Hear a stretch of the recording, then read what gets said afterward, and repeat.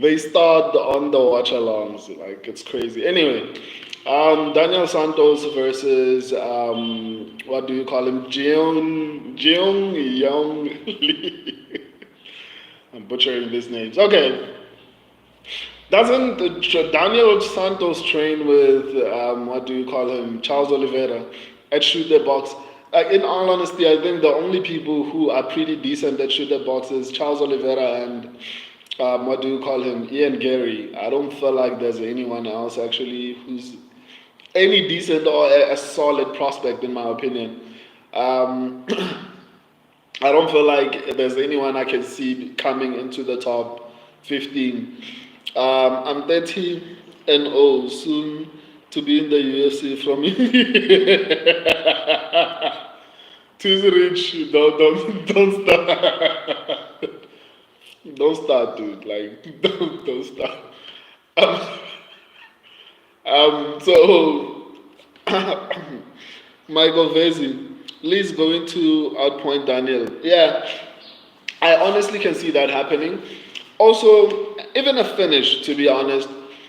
I mean, I think Lee is probably the more technical striker of the two. I genuinely think he's going to be better on the feet, even though I agree that Daniel Santos has a lot of volume, but with what do you call him? With what's his name? With Lee's reach, with Lee's striking defense, with even though the only advantage I would give to Daniel Santos is the volume, but in this particular situation, it's basically what was it Twizy Rich? I think it was Twizy Rich or Renier de Risler, who was basically saying, well, he has a lot of volume, but he gets hit like as much as he throws. So that's another issue with Daniel Santos. And another massive problem is that he's moving up, if I'm not mistaken. And Jeong Yeong Lee is actually massive. So I think he might potentially be undersized. And even if he wasn't undersized, I just feel like Lee is the more technical striker. When we look at the grappling aspect of it, the Lee has good takedown defense. Lee has good takedown entries. I mean, I honestly don't see a path to victory for what do you call him, Daniel Santos. To be honest, I feel like he's going to be a little bit smaller. Um, I don't know, man. He's too reckless on the feet. I haven't seen anything impressive from his performance. I wouldn't be shocked if we see a knockout here or a complete domination from Lee. To be honest, I think he's better defensively on the feet and on the ground. Like his takedown defense is good, his striking defense is good. Offensively, he is the more technical striker. He's a little bit more accurate. The only he has the reach, a massive reach advantage over Daniel Santos. The only advantage I can give to Daniel Santos is the volume, but it doesn't even matter because he goes in and gets hit as much as he hits the other guy. So in this situation, because Lee has good striking defense, I can see him like slipping and avoiding the shots to land his and eventually getting a finish. I wouldn't be surprised if this ends in a finish and Lee somehow finds a way to get the knockout. So that's honestly how I see this fight playing out. My subscribers and I went with Lee. Let me respond to you guys. Um, Renier the Risla, if you aren't in a constant state of post nut clarity, you are always in a state of pre delusion. Why guys? Why are you guys doing this? Why are you guys doing this is an MMA platform, guys. Like you're turning this into a Diddy party, and it feels like every single week, especially the watch alongs. I don't know what's happening there, but it feels like maybe I get 1 week of a break, and then wild ish starts to happen there. When Renier, stop that. Tizzy Ridge.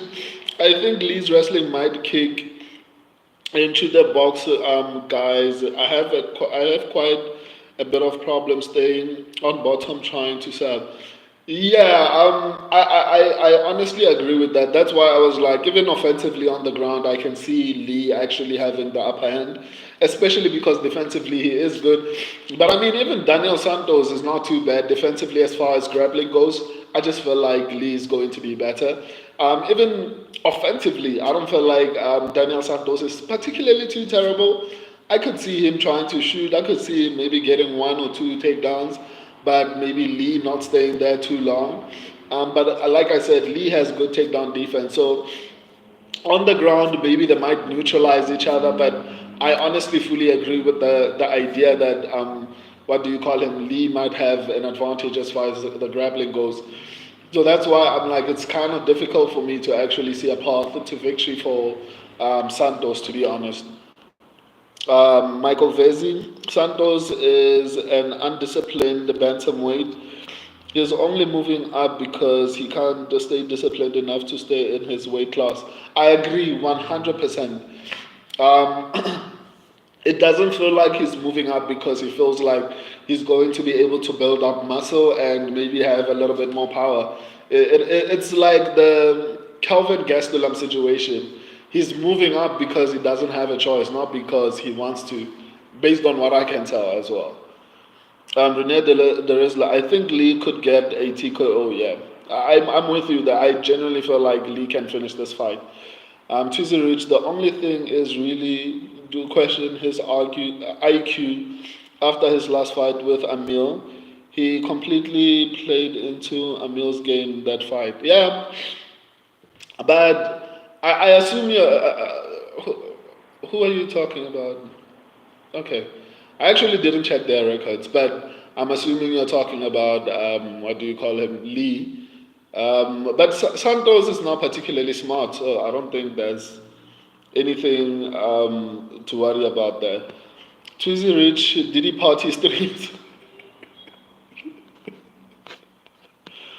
It's you guys making them Diddy Party. Like, where's that guy? What's I forgot his name. The dude actually um, donated to the channel. Like there's so many crazy things. Like when it was the first time joining the stream, and he was like, "Dude, after the stream, I need to take a shower and actually." It's you guys. It's not me. I'm not doing anything. I actually even tried to tell you guys to stop, and you guys don't listen. Um, if go, what's your name, dude? Dog, a certified yapper. I mean, I'm pretty proud of that. Michael Vincent, that's why he pulled out against the Grand. Oh yeah, yeah. I also remember that. So I honestly fully agree. I don't feel like Santos is disciplined. Even skill wise, I don't think he's skilled enough. I don't honestly see him lasting a long period of time in the UFC, to be honest. Um, shower. So Twizy Ridge is laughing. So guys, that concludes this breakdown. I'm going to be breaking down the last fight tomorrow. If you're new to the channel, go to the live section, go to the video section, go to the short section.